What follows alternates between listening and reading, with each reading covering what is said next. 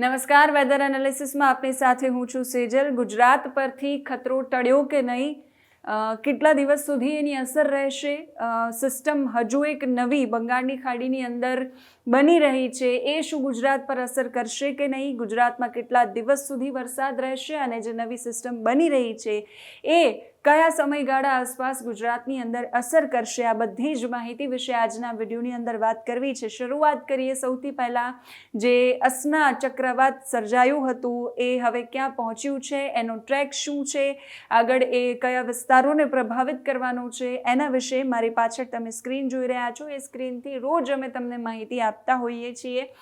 એ જ સ્ક્રીન સાથે આજે આખું જે વેધર છે એ સમજવું છે।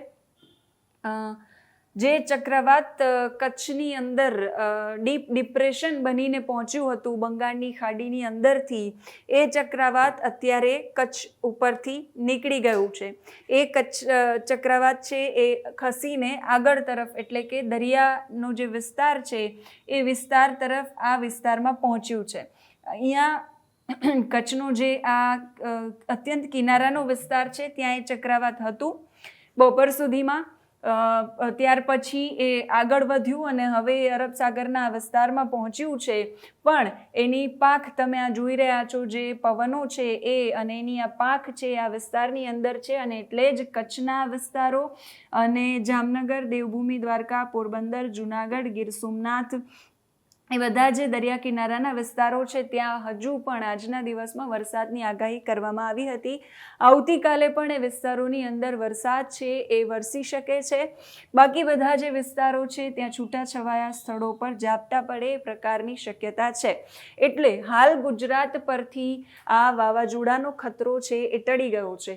સૌ કોઈ હવામાન નિષ્ણાંત હોય કે પછી હવામાન વિભાગ હોય એ બધા જ કહી રહ્યા હતા કે આ વાવાઝોડું એટલું ભયંકર નહીં હોય, આ ડિપ્રેશન જે છે બન્યું ડીપ ડિપ્રેશન એટલું બધું ખતરનાક નહીં હોય। હા, એને દુર્લભ ચોક્કસથી કહેવામાં આવ્યું હતું। એને દુર્લભ કેમ કહેવામાં આવ્યું હતું? કેમ કે 48 વર્ષ પછી ફરી એક વખત એવું થયું હતું કે જમીન પર ડીપ ડિપ્રેશન હોય અને એ પછી આગળ જતાં દરિયામાં ચક્રવાત બને। સામાન્ય રીતે એવું થતું હોય છે કે દરિયાની અંદરથી ચક્રવાત છે એ ધીમે ધીમે આગળ આવતું હોય છે, જે રીતે આપણે રેગ્યુલરલી વિડીયોમાં વાત કરતા હોઈએ છીએ, ને હું તમને કહેતી હોઉં છું કે પહેલાં તો એ લો પ્રેશર બને, ત્યાર પછી વેલમાર્ક લો પ્રેશર બને, ત્યાર પછી ડિપ્રેશન, ત્યાર પછી એ ડીપ ડિપ્રેશન બને અને ત્યાર પછી એ CS એટલે કે સાયક્લોનિક સર્ક્યુલેશન બને, જેને આપણે સાદી ભાષામાં વાવાઝોડું કહીએ છીએ। તો સામાન્ય દિવસોમાં એવું થતું હોય કે કાં તો અરબ સાગર છે ત્યાંથી, કાં તો પહેલી બાજુ બંગાળની ખાડી છે ત્યાંથી કોઈ સિસ્ટમ, કોઈ લો પ્રેશર છે એ બને અને પછી એ ધીમે ધીમે એને પવનો મળે અને ભેજ મળે અને પછી એ ધીમે ધીમે આગળ વધે અને પછી એ કોઈ જગ્યા પર પહોંચતું હોય, જેમ કે બિપોરજોય છે તો અહીંયાથી થયું હતું અને ત્યાર પછી એ ગુજરાત પર પહોંચ્યું હતું। એટલે દરિયામાંથી સામાન્ય રીતે જમીન પર વાવાઝોડું આવતું હોય છે। જમીન પરથી વાવાઝોડું છે એ પહેલી વખત આ રીતે, આમ તો બીજી ત્રીજી વખત આ રીતે ગયું છે। એટલે 48 વર્ષ પહેલાં પણ એવું થયું હતું કે બંગાળની ખાડીમાંથી એક સિસ્ટમ છે સક્રિય થઈ હતી, એ ધીમે ધીમે આગળ વધી હતી, એ આ રીતે આવી હતી, ગુજરાત પર એની અસર થઈ હતી અને પછી એ દરિયામાં ગયું હતું। ફરી એકવાર એ જ રીતે થયું છે। એટલે હાલ કચ્છ પરથી વાવાઝોડાનો ખતરો છે એ ટળી ગયો છે। એ કરાચી પર એની અસર છે, એની આંખ છે એ અહીંયા છે અને આ બધો જે વિસ્તાર તમે જે રાઉન્ડ જોઈ રહ્યા છો, આ જે પવનો જોઈ રહ્યા છો એની પાંખ છે। જ્યાં એની પાંખ હશે ત્યાં સૌથી વધારે વરસાદ પડશે, જ્યાં એની આંખ હોય ત્યાં એની બહુ અસર થતી નથી। આ જે પાંખનો વિસ્તાર છે એટલે નલિયા છે, માંડવી છે, ગાંધીધામ છે, એ બધા જ વિસ્તારોની અંદર ભારે વરસાદ છે એની શક્યતા આજના દિવસ માટે દેવભૂમિ, દ્વારકા, જામનગર, પોરબંદર, જુનાગઢ અને ગીર સોમનાથના વિસ્તારોમાં પણ વરસાદની શક્યતા છે એ વર્તાઈ રહી છે। એટલે આજે અને આવતીકાલે વરસાદ છે વરસી શકે। આમ તો ગુજરાત પર વરસાદનું જોર ગઈકાલથી જ ઘટી ગયું છે, આજે પણ એમાં ઘટાડો થયો છે અને આવતા 2-3 દિવસ વરસાદમાં ઘટાડો રહેશે, વરસાદનું જોર ઘટશે। ફરી પાછી એક નવી સિસ્ટમ બનશે, તો એ સિસ્ટમ વિશે આગળ વાત કરીશું. આ વાવાઝોડું અત્યારે ક્યાં જઈ રહ્યું છે, તો આ વાવાઝોડાની શક્યતા એવી વર્તાઈ રહી છે કે આ વાવાઝોડું છે એ આ તરફ ઓમાન તરફ ફંટાઈને આવે, આ વાવાઝોડું, એ પ્રકારની શક્યતા અત્યારે દેખાઈ રહી છે.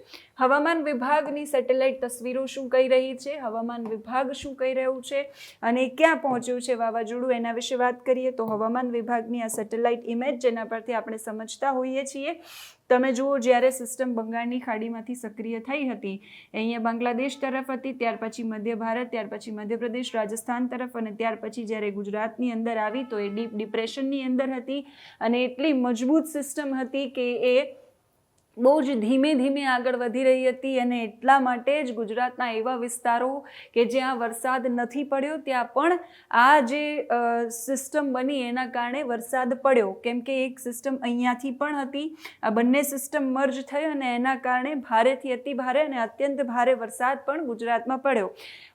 ઓલ ઓવર સાર્વત્રિક વરસાદ છે ગુજરાતની અંદર પડ્યો. જ્યારે પણ આપણે વાત કરતા હોઈએ છીએ ત્યારે આપણે કહેતા હોઈએ છીએ કે જ્યાં પણ વાદળોનું ઝુંડ હોય ત્યાં વધારે પ્રમાણમાં વરસાદ છે પડતો હોય છે. અત્યારે જે વાદળોનું ઝુંડ છે, આ સિસ્ટમ છે, એ દરિયાની અંદર દેખાઈ રહી છે અને એની પાંખ છે એ ગુજરાત પર દેખાઈ રહી છે, આટલા વિસ્તારની અંદર. ફરીથી એકવાર હું તમને બતાવીશ કે કઈ જગ્યાએ દેખાઈ રહી છે એની પાંખ. તો એ સૌરાષ્ટ્રના દક્ષિણના જે જિલ્લાઓ છે, દેવભૂમિ, દ્વારકા અને એ તરફ, અને આ તરફ કચ્છનો જે વિસ્તાર છે ત્યાં એની પાંખ છે એ દેખાઈ રહી છે. એટલે આટલા વિસ્તારની અંદર એની અસર છે એ વર્તાઈ રહી છે. એટલે એ અસર હજુ આજે અને આવતીકાલે પણ રહેશે. દરિયામાં પહોંચ્યું છે એટલે એને વધારે વેગ મળશે. એવું કહેવાય કે જ્યારે વાવાઝોડું જમીન પર હોય ત્યારે એને વેગ ન મળે, એ ધીમું પડે, નબળું પડે અને ત્યાર પછી એ આગળ વધે. તો આગળ વધ્યું છે, દરિયાની અંદર છે, એટલે એને વેગ મળશે અને ધીમે ધીમે આ તરફ ઓમાન અથવા તો આ તરફનો જે વિસ્તાર છે ત્યાં એ પહોંચશે. આ પ્રકારની શક્યતાઓ અત્યારે છે. એનો જે પાંખનો વિસ્તાર છે એ પણ હું તમને બતાવીશ કે એ હવામાન વિભાગ છે એની જે પ્રેસ નોટ આવતી હોય અથવા તો એનું જે નાવકાસ્ટ અને એના જે આવતા હોય છે દિવસ દરમિયાન એની ઇન્ફોર્મેશન, એમાં એ કઈ જગ્યાએ દેખાડે છે. તો ડીપ ડિપ્રેશન ની આખી આ ડિટેલ્સની પ્રેસ નોટ છે અને એમાં સૌથી પહેલાં આપણે સેટેલાઇટ ઇમેજ જોઈએ. આ સેટેલાઇટ ઇમેજ જેમાં એક આ વાવાઝોડું જેને અસના નામ આપ્યું છે એ હવે ગુજરાત પર એની પાંખ છે બહુ જ ઓછી છે, ઓછા વિસ્તારો પર એની અસર થશે, પણ એક વેલમાર્ક્ડ લો પ્રેશર એરિયા એક બંગાળની ખાડીની અંદર પણ દેખાઈ રહ્યો છે. એના વિશે વાત કરીશું. પણ આ વાવાઝોડું ગુજરાત પર એટલી બધી અસર, એટલું બધું ખતરનાક અને એટલું બધું ભયંકર કેમ નથી? તો એ જમીન પરથી થઈ અને પછી એ દરિયામાં પ્રવેશ્યું. એટલે આ તરફનો જે વિસ્તાર છે એ વિસ્તારની અંદર એની અસર થાય. અહીંયા પાછળ કોઈ અસર નથી, અહીંયાથી બન્યું હતું અને ધીમે ધીમે ધીમે આગળ વધતું ગયું અને પછી એ અહીંયા સુધી પહોંચ્યું. હવે અત્યારે એ કચ્છ પર નથી, એ કચ્છથી આગળ વધી ગયું છે. એટલે આ જે બાજુનો વિસ્તાર છે દરિયાનો, એ વિસ્તારની અંદર એની અસર છે એ જોવા મળશે.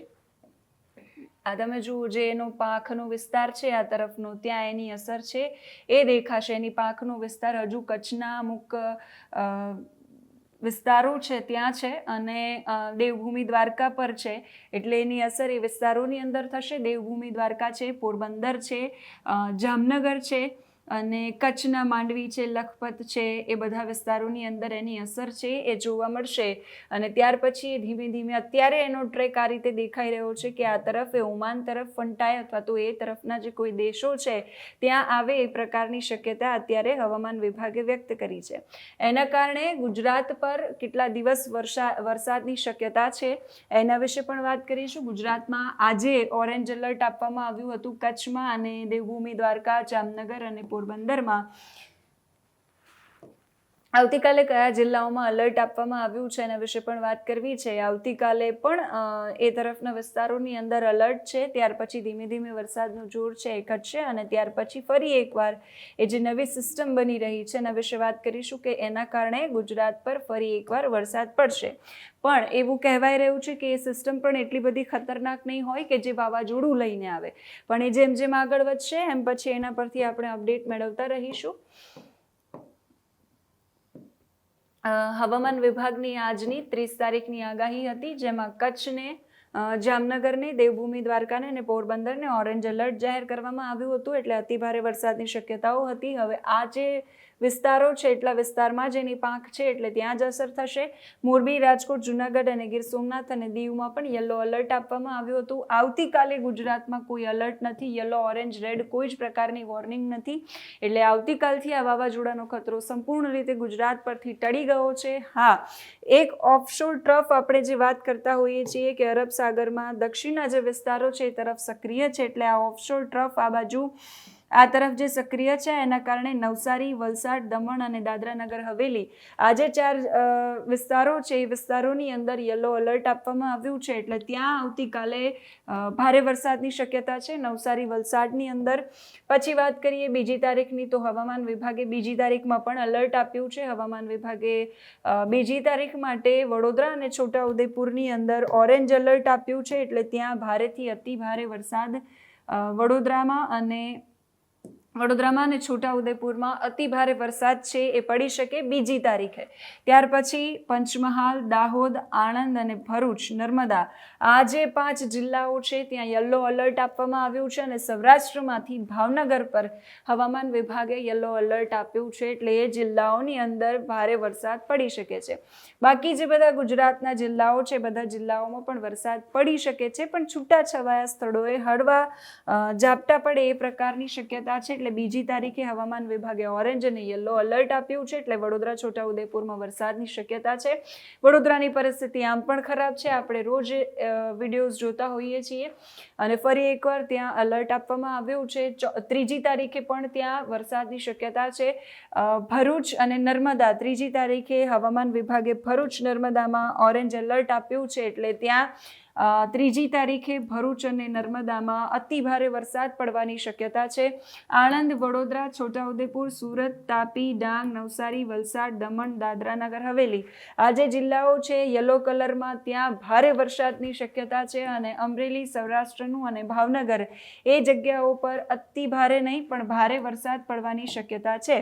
2 થી 2.5-3 ઇંચ સુધીના વરસાદ છે એ વિસ્તારોની અંદર પડી શકે જ્યાં યલો એલર્ટ આપવામાં આવ્યું હોય. 4 તારીખે ફરી એકવાર વડોદરાને અને ભરૂચને ઓરેન્જ એલર્ટમાં મૂકવામાં આવ્યા છે. એટલે 4થી તારીખે ફરી એકવાર વડોદરાની અંદર અને ભરૂચની અંદર અતિભારે વરસાદ પડી શકે છે. 4થી તારીખે આણંદમાં, પંચમહાલમાં, દાહોદમાં, છોટાઉદેપુરમાં, નર્મદામાં, તાપીમાં, સુરતમાં, નવસારીમાં, ડાંગમાં, વલસાડમાં, દમણમાં અને દાદરા નગર હવેલીમાં યલો એલર્ટ છે. સૌરાષ્ટ્રમાંથી અમરેલી અને ભાવનગર ત્યાં પણ યલો એલર્ટ છે. એટલે જે યલો એલર્ટવાળા વિસ્તારો છે એ વિસ્તારોની અંદર 4થી તારીખે ભારે વરસાદની શક્યતા છે. બાકી ઉત્તર ગુજરાત કે કચ્છ, સૌરાષ્ટ્રના બાકી જિલ્લાઓ માટે કોઈ આગાહી હવામાન વિભાગે નથી કરી, કોઈ પૂર્વાનુમાન નથી આપ્યું. 5 તારીખે પંચમહાલ, વડોદરા અને ભરૂચ 3 જિલ્લાઓમાં 5 તારીખે યલો એલર્ટ આપવામાં આવ્યું છે. ફરી એકવાર કહી દઉં, 5 તારીખે પંચમહાલ, વડોદરા અને ભરૂચમાં યલો એલર્ટ છે. એટલે ત્યાં ભારેથી અતિ ભારે વરસાદ છે એ પડી શકે છે. 5 તારીખ સુધીની હવામાન વિભાગે આગાહી વ્યક્ત કરી છે. હવે આપણે વાત કરીએ હવામાન વિભાગે જે આગાહી આપી છે, જે બંગાળની ખાડીની અંદર લો પ્રેશર સિસ્ટમ હવામાન વિભાગે બતાવી છે, એ સિસ્ટમ કઈ રીતે આગળ વધશે અને એ કઈ રીતે અસર કરશે.